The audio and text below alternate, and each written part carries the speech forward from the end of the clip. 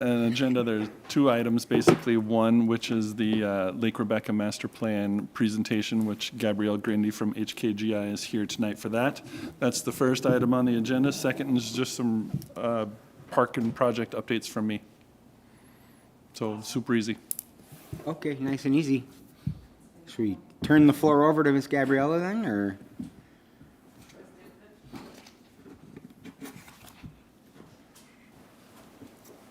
Come on. Yeah, I don't even have. I don't even have my book. I just grabbed this. They're both Which on, that so mic? just Okay. talk wherever you want. All right. Good evening, everyone. I just have a few slides to give you an update on the Lake Rebecca Park Master Planning Project.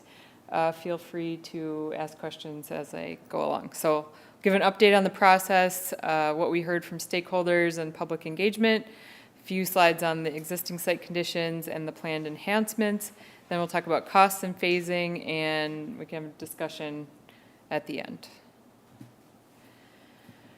So this is our schedule. We kicked off the project about a year ago. We started right in with stakeholder engagement. We had several meetings, Chris and I did, with the numerous stakeholders and agencies that are involved in this piece of land. We conducted site analysis, went out to the site a few times to look at the different conditions. Over the past year, there have been many different conditions, as I'm sure you're aware. We had some public engagement in the spring, and then we developed the master plan document. LCCMR staff reviewed and approved that document this summer. We have soil borings and wetland delineation, which have been held up due to the wet conditions this summer. So we're waiting to get those finalized, hopefully soon, this week, next week. There's lots of process to get those done. So next steps in blue, we are developing the construction documents. The bid package number 1, natural resource projects, went out last night, so that's good. The bid opening is scheduled, or quotes, it went out for quotes. So quotes are expected back in order to award that on October 7th at the city council meeting. Our second bid package is for the recreation area, which includes boat launch, trails, and some restoration at the south end of the site. That package will go out hopefully soon, but we are waiting again for the wetland delineation and soil borings report. So that is ongoing. We have a weather-dependent construction timeline. We'll try to get as much done this fall as possible, but depending on what happens over the winter and the spring, we may be delayed in the spring. So that construction for natural resources hopefully will be completed this fall, winter, and then the second recreation area projects we'll see based on weather. So hope to finish late summer next year. So stakeholders, there's a long list of stakeholders that we met with, LCCMR staff, Friends of the Mississippi River, who's done a lot of work in the site, U.S. Army Corps of Engineers Forestry, U.S. Army Corps of Engineers Real Estate, Dakota County Planning, Minnesota DNR, 3 different departments. We met with Parks and Trails, Hydrology, and Fisheries. So got different input from each of them on what they want to see with the site and the issues that they're concerned about. We also talked to the National Park Service, who has provided some grant funding for a kayak canoe launch in the recreation area for Lake Rebecca. And then we did have a stakeholder open house where we invited all of the stakeholders to come and meet with us. A couple I didn't mention, we also reached out to SHPO, Hastings Environmental Protectors, and the Prairie Island Indian community, just to make sure we're providing as much awareness to as many different representatives and groups as we could. We did reach out to the Vermilion River Watershed Joint Powers Organization. They declined providing input as this is at the bottom of the watershed, so they said we don't have a lot of concern for the site. So for community engagement, we had a brief survey out, and then we had a social pinpoint map, which was an interactive map. You can see on the left image, all of those little points with numbers are comments that people left on the map of the site. So there were a lot of comments, people interested in improvements to the site. A lot of people walk the site. A lot of people fish on the site, so there was interest. And then there were also new ideas about improvements that can be made. When we asked the survey questions, do you use the park today? Most of the people that responded said yes, they do, 84%. Most of them use it for walking and hiking, and then fishing and some paddling, canoeing, a little bit of picnicking, and a little bit of ice fishing. When we asked about support for improvements, kayak and canoe launch was mentioned the most as the highest priority. Then the picnicking area near the parking lot, removal and repaving of the parking lot, prairie and native vegetation, and wildlife overlook were mentioned as the top priorities from people. And this was open during the month of March. And then Gabrielle, who's chairing this meeting, me or Bruce? I don't know who I'm supposed to be asking. That's true.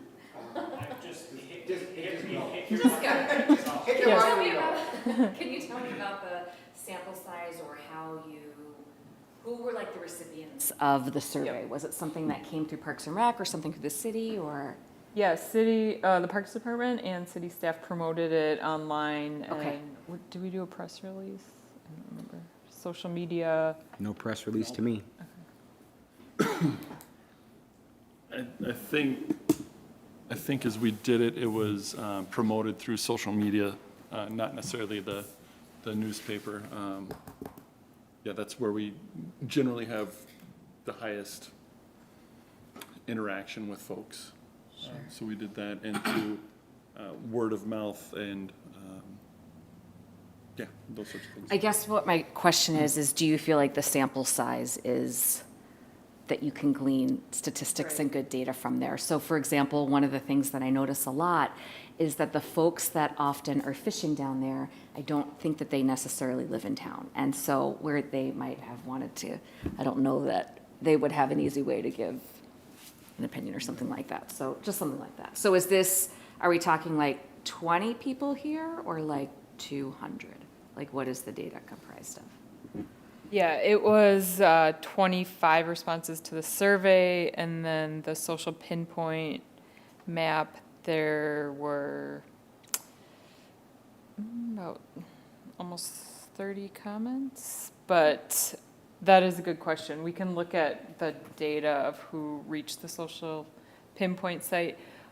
We did talk about that this site has a concentrated group of users, and so we thought that the input that we got would be more focused on a smaller group. And so we did send it out to all the stakeholders and asked them to send it out Oh, that's awesome. to their Okay. respective members and contacts. But yeah, it was a pretty small group. that No responded. problems there. I just wanted to make sure that we were just being mindful of that. We all see all the comments that get made on the Facebook community groups, and when asked about it publicly in the community, I want to be able to say that there was an open opportunity for public comment and stakeholder engagement, so thank you. I don't want to hold anything up in terms of this park moving forward. Is there a spot where we can see this on our own time? Because I haven't seen this data yet, so. I don't know, is there a website we can go to for it, or? Well, there's the document, the master plan document that Chris has, and we could send out to all of you. We'll get it. Okay, thank you. And I was in the quality world for a while, so obviously we can't really make any comments about the statistically significance of any of this with 25 or 50, people. So I think that's a good question, Yeah. I mean, Yeah. but good input. Yeah, I'd say based on many park and trail master plans I've worked on, this engagement was more heavily focused on the stakeholders as opposed to general public. So that was based on the way we were supposed to conduct engagement according to the LCCMR funding, it was more heavily the owners, the users, the representatives who are more familiar with the site. So that was our main focus. Okay. I'm not concerned. It was a pretty robust stakeholder list, so, yeah, thank you. Okay, so the site, just context-wise in the region, you can see it's on the river. It looks like it is in the river, and it was in the river for a lot of this year. Here's some of the site photos that are pretty recent. Actually, this was just from a few weeks ago, but we have a lot of site photos we took from the winter and the spring showing the various conditions. So as you know, a lot of this was underwater this summer. We did a timeline looking at how this park has evolved over the past 100+ years. So pretty interesting to see all the aerial maps and how the site has changed with the introduction of the dam, and then the agricultural uses, the industrial uses that occurred on the site. And then you can see in the last photo, 1997, it is mostly underwater there. So there has been, over the past 20+ years, a lot of restoration work done on the site, both by the Army Corps and the city in coordination with Friends of Mississippi River. And then this is showing the ownership. So the city of Hastings owns a small portion at the bottom of the site in C, and then B and D are city-owned, and then A, the majority of the site is owned by the U.S. Army Corps of Engineers. So the acreage, you can see in the table on the right, about almost 150 acres owned by the Army Corps, and then about 30 acres city of Hastings, and D is mostly in I'm blanking on the name now. Hastings River Flats. Hastings River Flats Park. And you can also see the county greenway, so Dakota County, Mississippi River Greenway Regional Trail goes through the site. So they have that jurisdiction. It's not ownership though, right? It's just the operation of that county trail. So a lot of different interests, agency interests. So for planned enhancements, we identified at a high level 4 different zones. Most of the park we identified as habitat restoration zone. So this is natural areas. There are a few paths just cut through, but no formal paths that people walk. So we did talk about the future condition, identifying some more formal soft surface trails to invite people into that area to experience the natural landscape.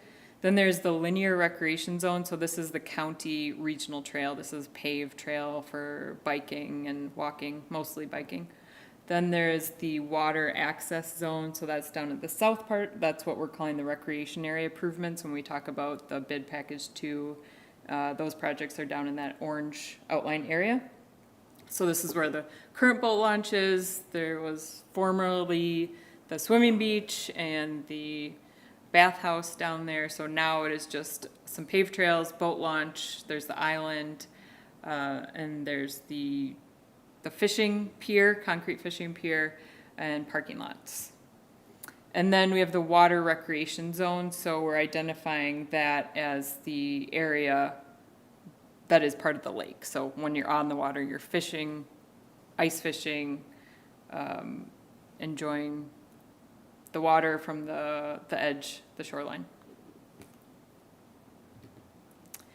So this graphic shows our short-term concept. We have identified several improvements that enhance the existing site conditions. We haven't identified new uses. So it is still fishing, boating. We have shoreline fishing shown, a lot of restoration along the shoreline, and then most of the turf area that was picnic area will be a wet prairie restoration. Also, there are several ash trees and trees that are not in great condition in that prairie area, so we'll be removing those trees, and then those can be used to create some of the shoreline fish habitat and restoration area. So we're recommending reducing the overall amount of pavement.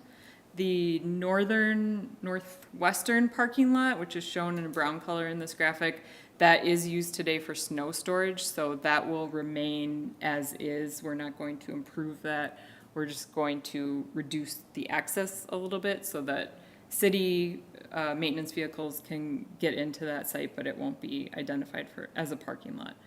The center parking lot will be replaced, and it will be a smaller footprint than than what is there today. So hopefully that will help with water quality and habitat condition on the site. And then the parking lot on the east side where the boat launch is, that will also be reduced in order to provide more shoreline buffer vegetation. So what is the usual process for when we reduce parking lots in like a public park or something like that? Do we have study or data that we have to go by that guides us, or is it best guess? Or, I mean, Chris, I trust you, you've been doing this for many, many years, so. No, we don't have any specific requirements for the number of spaces. This is going to be based on observed uses of the park. The heaviest time that parking, the second one, the central parking lot, used to be ever used was during Rivertown days and carnival area parking and that sort of stuff. Okay. That event has shifted. To Levy Park. It's no longer necessary, doesn't need to be there. Okay, You may run down there on a busy day and see 4 or 5 cars. right. Okay, no concerns then. Thank you. Does part of this restoration piece include anything to raise it up to mitigate some of that flooding? And how does the flooding affect what the restoration is going to be? Because if you go in there and do all this work in the winter and the flood comes and destroys it all, I mean, it floods all the time. So, you know, what's going to protect it from that and make it more usable longer? Right. There's basically a hard no. We cannot raise the elevation. There's, the majority of the site, and Gabrielle will probably get into that, is a wetland. So we cannot fill a wetland. And that's just the conditions that it is at this point in time. So Is that a directive of the Army Corps of Engineer, or That'd who's that be- from? probably both Corps of Engineers, DNR, and a variety of others. Okay. Yeah. Because you know that question's going to come up. So. And that was my original intent, was to try and elevate portions of the park so they could be used longer periods of time, even during some of the high water, but we simply cannot do it. Even the pathways? Because that'd be the first thing I would think of, like any of the paths, get them up, you know, so that way they're usable, even, you can walk back and see some of the flood stuff. I don't know that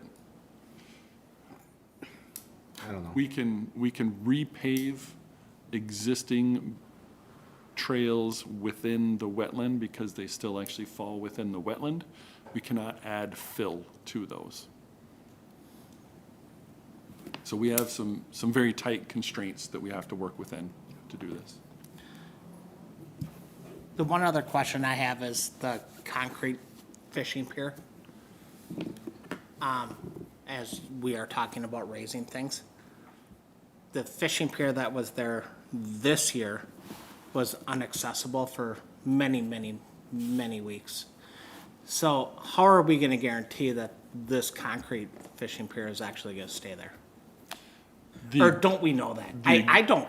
The existing concrete pier that's there, Well, that the existing dock that, you know, the, by the boat launch itself. yeah, We'll be working with DNR and try to get some extensions for that and relocate it and anchor it into Oh, another wonderful. spot.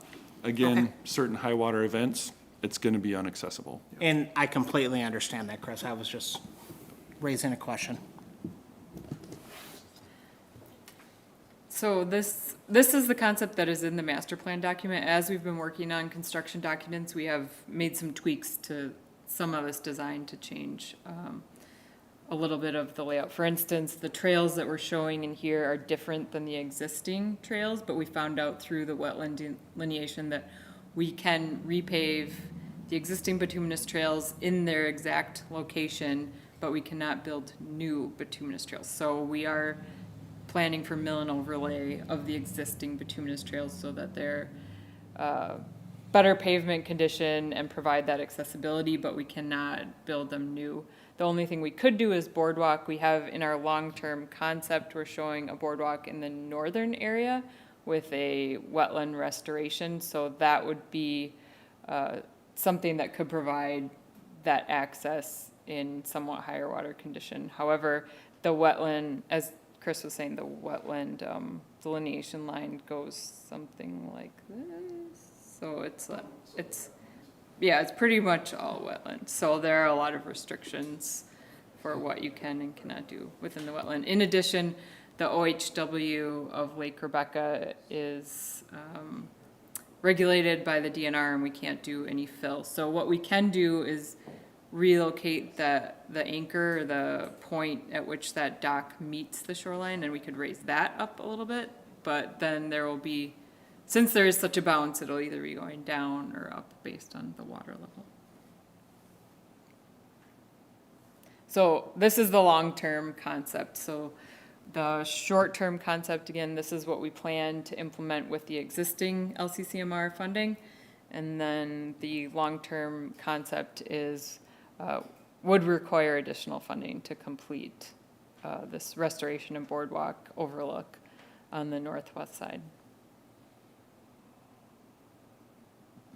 Sorry, so when you showed us the first slide, I actually took a picture of it, so it had the timeline in it. Did that cover, that was just the short-term Yep, project yep, though, right? that's So when we talk about long-term, because that's funding dependent, we don't have a sense of if that's Exactly. 5 years out or 20 years out. It depends on how, okay, got it. Thank you. So the cost estimate, based on the LCCMR funding that is remaining after the master planning, we have approximately 750 plus thousand. We're looking at the natural resource projects that we're getting quotes on, just went out yesterday. We're estimating that at around 150,000. The future work for the recreation area would be potentially additional 500, 600,000. So we'll include a few alternate items in there, which would be a few of the trail segments. So based on what we get back for bids, we want to spend all the LCCMR money that is available. There are a couple projects of note that are not included in the short-term implementation, and those are through the Hastings Environmental Protectors. We talked about a portage from the north side of Lake Rebecca to the south side so that people could get around the dam, and just formalizing that with better facilities. So that is something that we have in the long-term vision, but it's not part of this first phase. And then the proposed soft surface trail loop in the northern part of the park that would offer access to the forested area in the northern part. That is also not included. So in more detail, this on the left side, these are all the projects that we talked about, a lot of invasive management in the wooded areas, and then along the shoreline, prairie restoration, and then some tree planting and shrub planting. So those are all listed there. These are pages right out of the master plan, so you can read them in detail once you get the master plan. Then on the right side is the detailed cost estimates for all of these projects. So this is what we've put out for quotes in order to get back in the next couple weeks. Then we also have cost estimates for both the short-term and the long-term concept graphics that I just showed. So again, the short-term, the base project is approximately 140,000. We're hoping that's a conservative estimate, and so a few of those items will be alternates depending on what we get back. We will identify the contract as doing whatever the remaining funding allows. And then the long-term project cost estimates is approximately another 600,000 or so. So with inflation over the next few years, if this is done in 5 years, it might cost another 100,000, or later would cost more. So these are in 2024 costs. So with that, I'll stop. If there are any other questions, we can discuss.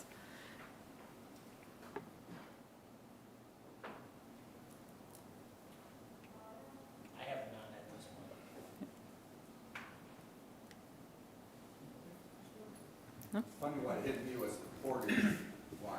That seemed cool. Yeah. Portage and working in the forest there and stuff, because it's something new. So that's probably why I noticed it. It's like more functionality. Yeah. The Portage idea was something that our group at Hastings Environmental Protectors came up with.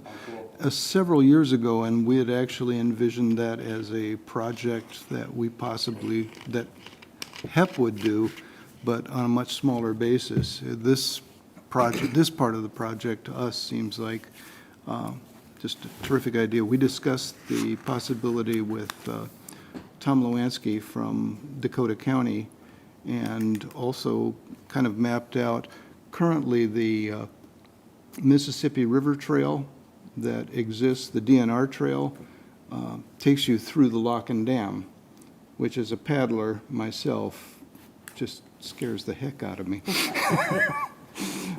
My little 14-foot kayak would not deal well with with going through a lock.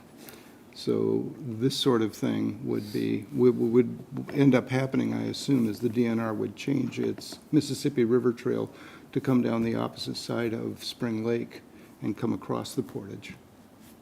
And it would make a lot of sense. Yes. Yeah, and I think that can be a future project too. So we'll continue to talk to HEP and others about that. But as I mentioned earlier, lots of constraints with this project, with the funding. If LCCMR had their choice with funding, there wouldn't be any sort of recreational improvements. It would all be habitat. So as a part of this project proposal, it was important to me, and I think to the community, to try and make sure we can at least improve the existing passive recreation areas that are down there. That includes the boat launch and the fishing piers. They're not a real high-intensity recreation use like a ball field or a playground or something. So we were able to get that in and get that approved. But we are working with a fair number of constraints with funding, with laws and regulations. So we're working hard to make sure that we can, to try and make usable improvements with the understanding that during high water events, it's going to be underwater. One of the one spot that I was thinking in particular for being underwater is that path that runs from the boat launch over to the other parking lot. Yep. And it might only be 2 or 3 inches, 4 inches underwater, making it not fun to walk through. Something sitting there like, there's no way we can improve that with even like a little footbridge or something to just go over that spot? The alternate to that I think, as Gabrielle mentioned, some of the plans and the maps have changed a little bit from what was in the master plan, is an alternate route, right, which goes back up and puts a trail along the road through there. So there'll be an alternate route to get through to the other spot, to the other parking lot, instead of going through the trees there. Yeah, Yep. it is possible that we could do boardwalks throughout, but that is more expensive. So that, Well, I mean, I think if you did a boardwalk there, it'd be 20 feet. Maybe 25? It just depends on what water level you want to try and deal Right. with there. Right. So it's a guessing game. I mean, if we do it at this spring and you would have 75 feet of boardwalk. You know, I mean, it's It all would have been underwater. and it's gonna change year to year. I mean, I'm just talking about that really low spot, that, because when it gets up above the whole trail, obviously there's no point, you know, if you're not raising everything, and if you gotta fix just that one spot, that's, I think, more doable. So, my question is, in more or less coming from as being on the park board, what does this increase, Chris, for your maintenance on this stuff? Does it at all or not really? And that's the only, I mean, I don't think it's a dumb question, I don't understand. If it does increase it, I think a lot of the times we need to make sure that we're covering that cost too.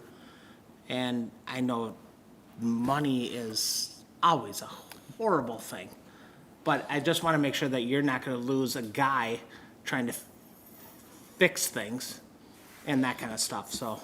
No, the majority of what's down there right now that's mowed turf goes away, right? It becomes a wetland prairie, or I think there's some other prairies in there as well. The intent with that would be, once it's installed and established, moving forward, we would work with Friends of the Mississippi River, they manage so many of our native habitat areas in Hastings already. And they're very good at gathering other funding to significantly increase, right? We provide a certain amount and they go out and get 4 or 5 times that amount to work on the project. They're the experts in the field, and we love having them work for us. So lack of a better words, you're borrowing from Peter to pay Paul is kind of in a way. We invest a little bit in Okay. restoration management. Yep. And they bring more money to the table. We will spend far less time down there in mowers and all those sorts of things. Even better. Yeah. Love it. Okay. Another question, with the reduction of mowing, I know one of our concerns, because HEP does the water quality testing on Lake Rebecca, and might we be able to see with restoration of more wetland vegetation, possibly the reduction in the goose population, reduction in the pollution of that water from the waste from the geese, and water quality improvement? Yep, that is one of the goals of this, is to put habitats in that geese don't like, so we don't have resident populations of geese. We'll certainly still have migratory birds in there, but the resident population should seek elsewhere.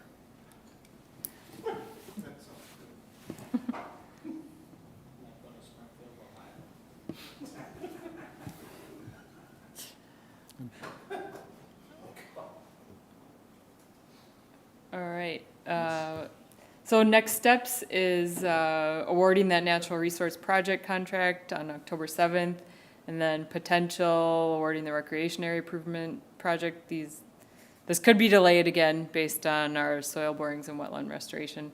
And then there is a June 30th deadline next year to spend the funding, and so there is potentially an opportunity to ask for an extension this fall if needed. Otherwise, we've talked about some other funding options for encumbering the funds to pay the contractor if it is extended beyond June 30th due to flooding. So. The only question I have on that one is, you say that there is the deadline. If the contract is awarded, can that money be permitted to that contractor? And then with the okay, that, like you were saying, I mean, obviously we can get an extension hopefully, but can it be awarded and then a contract is signed and that money is already allocated or not? Or it has to be gone by June 30th, 2025? Yeah, the goal is that the money is spent and the project is completed by then. So that is a challenge that we're dealing with. So we've been talking about what are we gonna do? I think October is the timeline for requesting an extension, so we can't request an extension until October. So we're waiting until that happens. But that's only 2 weeks away. Yeah, I'll, You know what I'm saying? Yeah. I can explain a little bit. Work is required to be completed by June 30. Work. We still have a little bit of time to pay the bills after that, but the work on the ground needs to be done by June 30.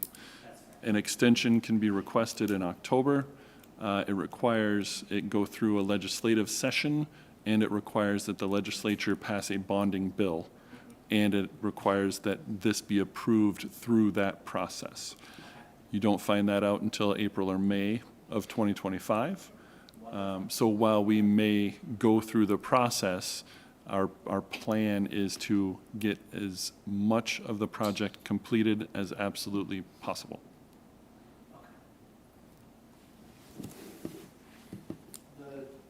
One of the early slides, you had a schedule of work, which went well beyond June 30.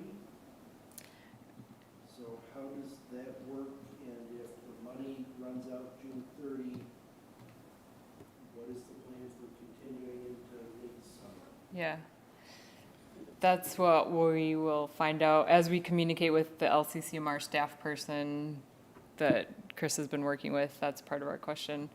I know from experience that lots of LCCMR-funded projects on the river frequently get extensions due to the conditions on the river. So we will be working with that staff person to determine the best path forward, recognizing that we had the flooding and that is a challenge. So we will,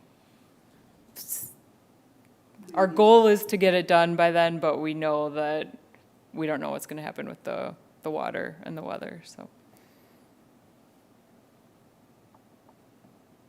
So the construction, that should have said spring, summer, but again, we don't know what's going to happen, so. And by project opening, you're referring to we open the gates and. Yeah, say like this is finished, yeah, come down and see it, so. Construction work being done. Yeah, that is still the goal.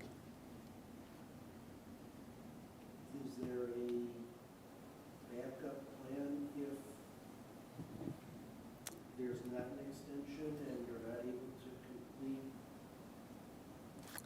Although I Yeah. heard some reference to other funding sources I'm not familiar with, but there is no other budgeted funds towards this project. Right, we could, well, we haven't discussed this at a project team level, but we could look at, with the contract being awarded with natural resource projects, we could look at potentially some other natural resource projects that are able to be completed if we just spend more of the money on the natural resource projects. The paving is the main issue. That's the challenge with getting done with the water, but there are potentially some more upland restoration projects where that money could be spent. However, the goal was to spend the money on some of those recreation facilities, which is more the weather dependent construction. That's like the LCCMR is less. Yeah, LCCMR wants at least more than half of the money spent on natural resources, habitat enhancement, so. If this does need to go through an extension request and part of the state bonding bill, is it considered a LCCMR request, or is it considered a city of Hastings request? I don't know. Believe it, well, it's a good question. There's nothing legally that prevents the city from requesting multiple projects, but the very clear conversation I had with Senator Pat this last session was, do not have any dream of having more than one project in the 24 bonding bill. That didn't even happen, but we have another project that will be requesting state bonding dollars that is miles above. Just a little bit. So if this is a city Sure. project, Okay. we might not even be interested in the extension. Because we don't want it to distract from other priorities the city has. If it's an LCCMR project, great. Right. And maybe I'm splitting hairs, I don't want to jeopardize other. Yeah, that's a good question. We can follow up with the LCCMR contact on that.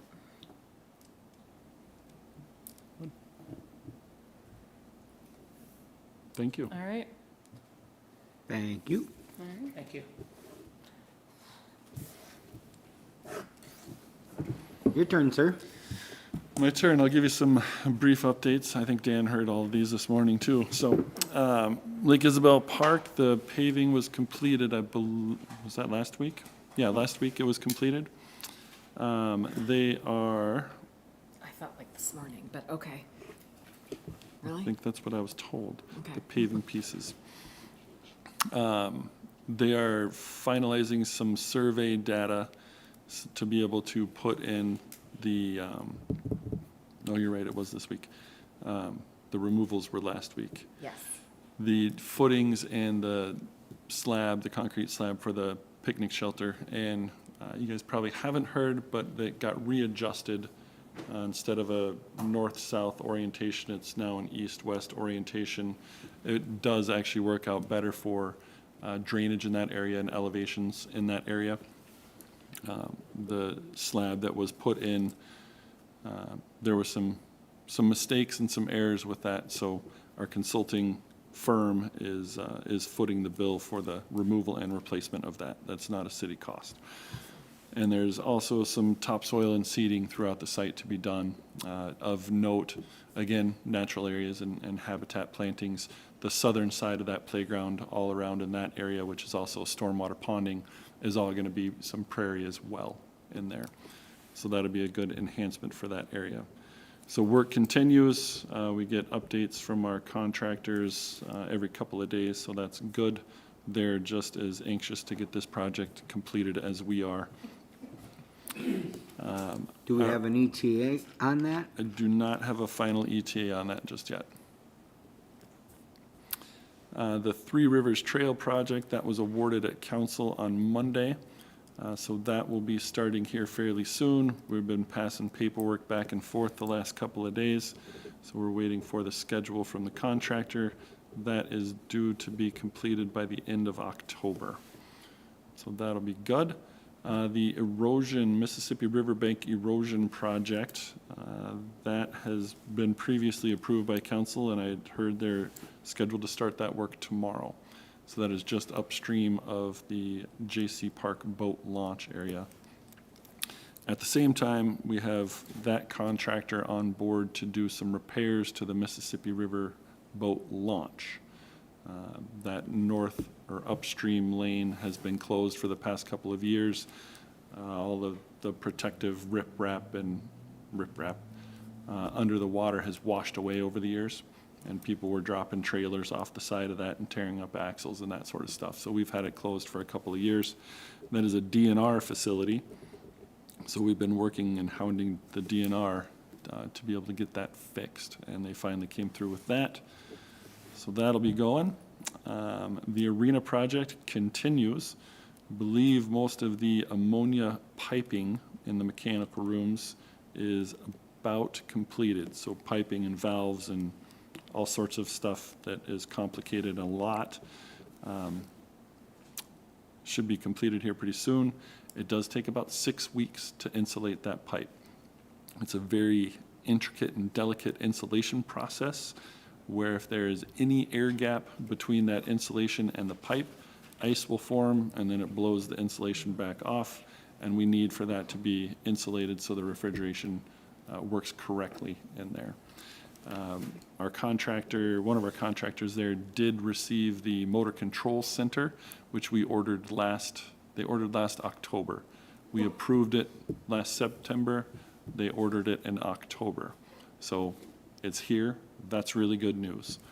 That is the brains behind everything. Other than that, the roof has been completed for a while. Solar should be getting started here in October, November to go on top of that roof. That contractor doing that. And we've got some replacements, some stuff that was incorrect when it was put in is getting refabricated and put in. We have one rink operating right now, the West Rink, and that is being done on a temporary chiller, and that is part of the contract cost. We kind of anticipated that. The other rink, if the motor control center and all the other, if our refrigeration plant is not up and running, that will get started on another temporary chiller as well. That'll begin October 11th, I believe, is the date, because we want ice about 10 days later. So there's no risk of delaying the hockey season for anybody then? Nope. Okay. Nope. And then at the pool, we had our contractor out there and our utilities folks out there yesterday. Were investigating our pool gutters. It's concrete gutters. They're 100% unserviceable without a masonry cutting wheel and air hammers and all sorts of stuff to be able to get those stones off of there. So we plopped some stones off and put our sewer cameras down there and videotaped everything in those gutters. And we found some areas that are in need of some significant repair.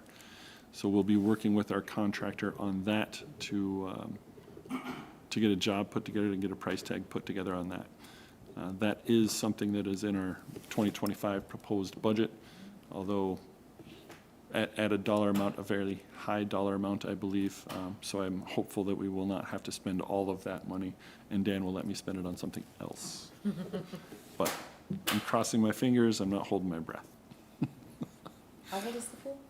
1998, so 26 years. What is the life expectancy for it? As long as you can As keep it long as you going. can keep the water in there. That's right. Okay. Yep, and that is, that facility is something that we pressure test the pressurized plumbing, so the water that we push back out to the pool, we test that every year for leaks. We have had leaks in that in the past, but we don't want that anymore, so we pressure test it, and we do some over and above winterization on that every year as well. But other than that, the facility is running good. And those are the big kind of project updates I have for you, unless there's any questions on anything specific. You knew this was gonna come. What's going on with Vets Park? With the state and all that fun stuff? There is no amendment. The Minnesota Department of Veterans Affairs is not interested at this time in discussing that, nor are they interested in, at this time, in discussing the lease extension. That's 7 years out. So for now, it is status quo. We will Okay. continue to stay in touch with them. and see- So as a citizen, status quo is not acceptable to me. So what do we need to do to try to make some changes there? Because just in 4 weeks of being able to sell 3 2-beer out there, we did $4,000. If we were to sell a wider variety and have that opportunity to do so at the start of next season, that's a heck of a lot more income that'll go right back into that park, that I'm very afraid to reinvest into that park because we might be throwing it away in 7 years. Understood. You see the wheel that goes on there for me? There's hundreds of thousands, if not millions of dollars of infrastructure invested into that facility. So I'm keenly aware of all of that. And the city's interest at this point is in renewing that lease. We have to have Department of Veterans Affairs on board to have that discussion as well. They have their plate full with some other stuff as well at the moment. I can understand how they don't want to discuss the extension at this point. But the amendment of, the big amendment, of course, being the idiotic requirement of 3 2-beer as the only state in the union that has it. I mean, for God's sake, even Utah got rid of it. And they don't, and how do, so who do we need to address that with to try to at least make that amendment? To the best of my knowledge, we need to discuss, the city needs to discuss it with the Minnesota Department of Veterans Affairs. That is who we hold the lease with, and any changes to that lease requires acts of legislation. Okay. So get legislators involved. I will keep you informed as I know any more. Okay. So we're really close to having the approval finally from the Department of Ag to extend the concessions building. Just a couple kinks to work out, and we could be starting that application process here for that. Anybody have anything else? One last thing. Staff and equipment wise, you are sitting okay right now, Chris? Yeah, as you all know, we have some challenging budgets ahead of Always. us. So we're sitting pretty good. I think we're sitting pretty good. So you can make it work? Which honestly is not necessarily always fair, but I understand and I appreciate that you can do that. So, Throwing in the towel yet, Scott? No, we're doing good. We're doing good. all right, sounds great. Thanks, Keith. Anybody else have anything? Suppose we should get a motion to adjourn then. I motion. Second. Doesn't need to be approved.